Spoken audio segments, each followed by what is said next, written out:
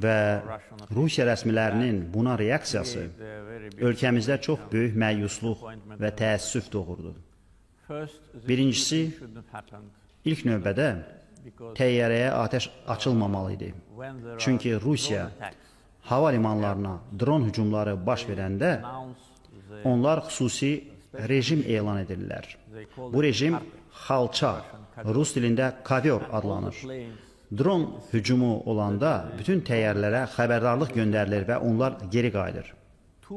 Həmin təyyarə qəzaya düşməzdən 2 həftə əvvəl Rusiyanın həmin şəhərinə uçan digər təyyarəmiz oxşar hal ilə üzləşmiş, ona vaxtında müvafiq xəbərdarlıq verilmiş və həmin təyyarə geri dönmüşdür. Bu dəfə bu siqnalı vermədilər.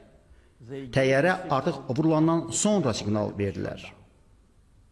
Bunu yalnız araşdırma prosesini aparacaq şəxsləri çaşdırmaq üçün etdilər. 2 dəfə atəş açdılar. Yalnız pilotların peşəkarlığı və cəsarəti təyyarəni yerə indirməyə imkan verdi. Xoşbəxtlikdən təyyarə Rusiyada deyil, Qazaxstanda eniş etdi. Enişdən